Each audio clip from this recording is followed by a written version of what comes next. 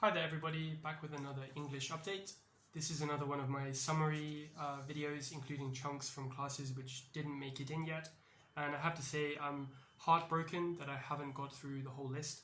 There's another 10 or 11 chunks which I suppose will just be thrown in the bin this time, but I'm sure they'll come up again in the future, so no problem. Before I dive in with today's 5 chunks, I'd just like to remind you that the top comment below the video, or the first comment, will be a comment from me, including all 5 of the chunks. So if you've missed something, or if you'd like to read along, then check that comment out. Also, if there's a chunk you'd like to try and use, then please leave a comment and maybe try and form your own sentence. I'd be happy to give you some feedback. And finally, if there's someone you know who might also enjoy these videos, I'd be very grateful if you'd share it with them. So, on to the first one. This is a nice exclamation or comment, which is, "I've earned it." So maybe after I finished making these videos today, I might treat myself to, I don't know, a sugary drink or a cookie, because I think I've earned it. So generally after you've put in lots of hard work, or after you've had to deal with lots of difficulty, then typically people might want to reward themselves in some way, and then you justify the reward by saying I've earned it. So I suppose it doesn't need to be, but often these sorts of rewards which people might comment I've earned it would be rewards which are somehow bad or not really optimal, or like the example I gave of a cookie, just not really a very good reward, I suppose. Why not reward yourself by going to bed early or something like that? But yeah, so this might also be a response if somebody calls you out for doing something you normally wouldn't, or that they disagree with. So yeah, like going down that same route, if you saw someone drinking like a fizzy drink, like a cola, and you say, "Coke, why are you drinking Coke?" And they can say, "Oh, I've had the longest day, don't bother me about it, I think I've earned it." Or like I'm drinking Coke because I've earned it, it's been a long day. That sort of comment. The second one for today is a set phrase which isn't very difficult, but something which should roll off your tongue as you become more fluent in English, which is turn it off and on again. So this is the universal solution to technical problems. Your computer's not working, a different device is not working, I don't know, the TV isn't displaying what it should do, just turn it off and on again. So this one, like I said, it should roll off your tongue, so you don't have to think about turn it off and what?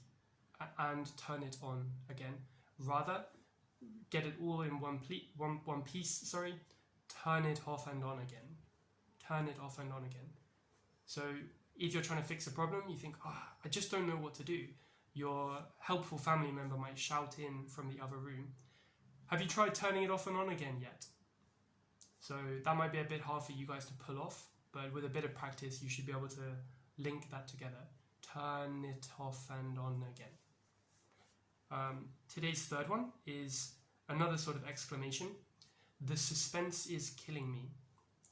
This is a comment you might make in conversation to somebody else when they haven't told you a detail or something yet, and what it really means is I'm really looking forward to something, I can't wait. It's pretty much the same as I can't wait, I really hope you'll tell me soon. So if somebody was saying, I've got this really cool news to tell you, when did I hear about it? I think I was talking to my friend Betty the other day, and then they go off topic, you can say, "Come on, just tell me what the secret is, the suspense is killing me." But also it might be in a different context of something which everybody's waiting for. Maybe the publication of a book, or the final episode of a serial. I can't wait for the final episode to come out because the suspense is killing me. I want to see what happens to whichever character. So kind of like I can't wait, the suspense is killing me. The fourth one is just by looking I can tell.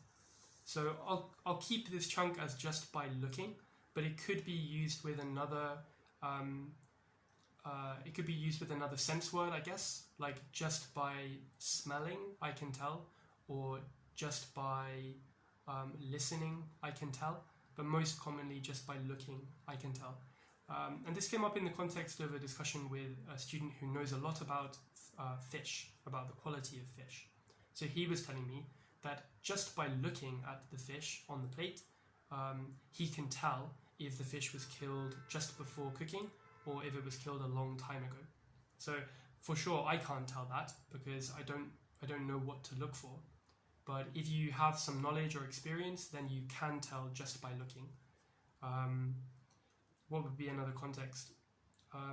So I think as an English teacher, I think I could tell just by looking at somebody's document whether they are a native speaker or not. I'm not 100% sure, but I think I could tell. I think that even a document with mistakes in it, written by a native speaker, would have different mistakes than those of an English learner.